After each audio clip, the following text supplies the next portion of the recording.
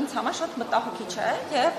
պետք է ոչ միայն կարողանանք այնպես անել, որ կանխարգել ենք այս դեպքերը, այլ նաեւ պետք է կարողանանք պատշաճ քննություն ապահովել այս դեպքերի հետ կապված։ Խոսքը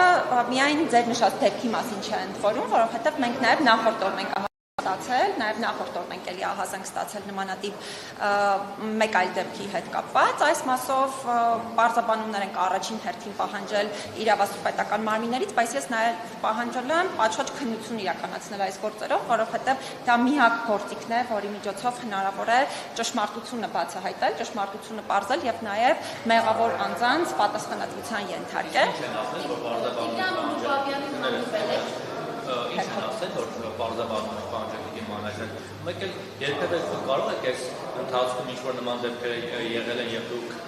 դիմել եք, պարզաբանում եք, պահանջել եք, հետևողական եք եղել, ենթադրում եմ, որ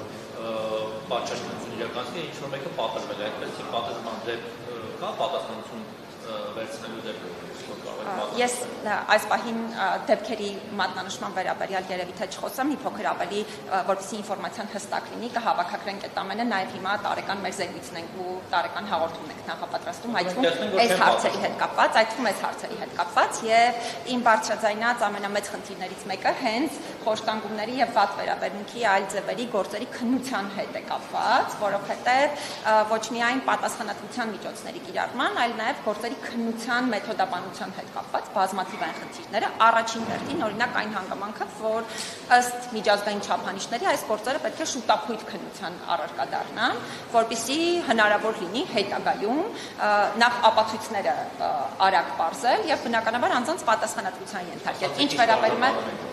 այս գործի հետ կապված մենք դեռևս պաշտոնական գրավոր պարզաբանումը չունենք, հենց որ եղավ բնականաբար ես ինքս նաև թափանցիկ կլինեմ հարցի հետ կապված, ինչ վերաբերում է ձեր նշած պատասխանատվության ենթարկելու հետ կապված հանգամանքներին, հիմա վիճակագրությունն ենք հավաքագրում, հենց պատրաստ եղավ, ես շատ մեծ ուրախությամբ նաև հրապարակայնորեն խոսեմ այդ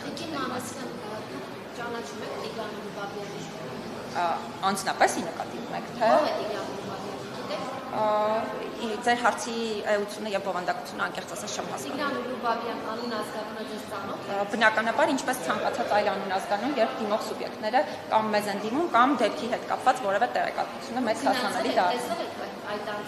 Կոնկրետ դեպքի վերաբերյալ ոչ, կոնկրետ դեպքի հետ կապված ոչ, բայց տեղեկատվությունը հասանելի։ Ինչպես կարող եք պահանջել օրինակ ՆԳՆ-ից,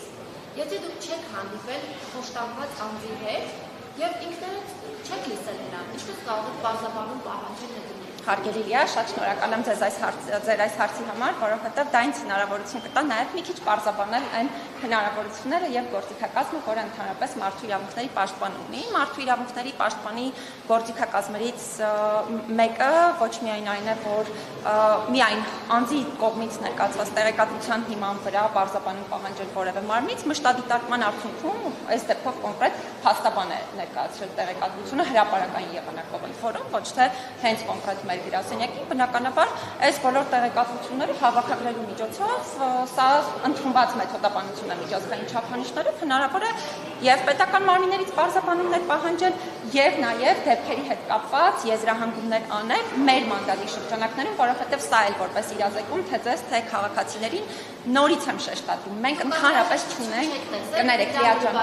ներողություն, թույլ տվեք հարցին պատասխանեմ, հետո հաջորդ հարցը կտակ։ Այս գործերի հետ կապված մենք չունենք քննչական մարմինների պես քննություն իրականացնելու հնարավորություն, մենք պարզապես հետևում ենք, արդյոք օրինակ քրեական վարույթ նախաձեռնվում է հարցով, արդյոք քրեական վարույթը իրականացվում է միջազգային չափանիշներին համապատասխան թե ոչ, եւ բնականաբար այս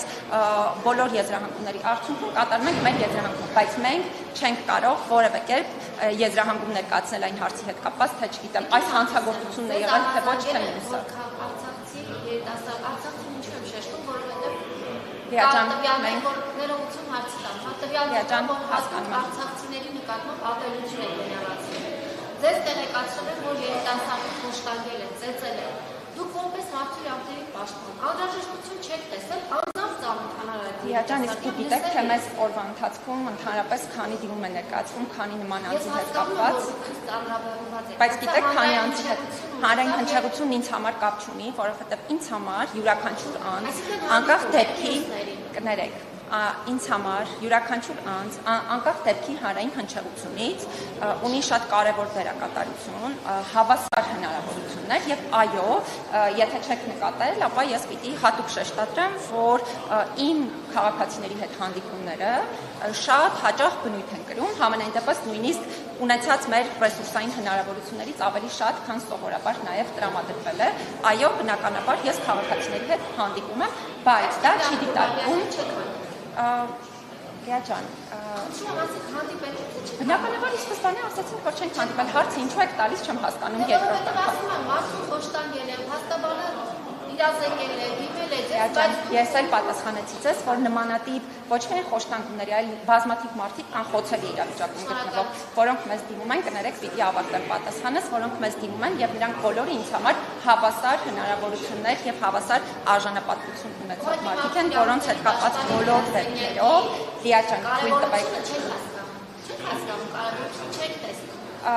Լիա ջան, կխնդրեմ ավելորդ ձևակերպումներից զերծ մնալ։ Հիմա ես նույնպես օրինակ կարող եմ խոսել այն մասին, չգիտեմ, ես այս կամ այն լրագրողի կարևորությունը չեմ հասկանում եւ այլն, բայց դա ինձ երբևէ թույլ չեմ տա։ Կներեք, ես դա ինձ երբևէ թույլ չեմ տա։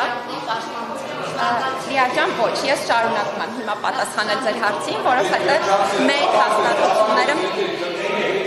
Կներեք, չեմ ավարտել եւ հիմա շարունակում եմ։ Մեր հաստատությունները մասնագիտական գնահատման են ենթակա եւ մասնագիտական գնահատման արդյունքները կարծես թե մեր ամբողջ հանրությանը հասանելի է, որովհետեւ մենք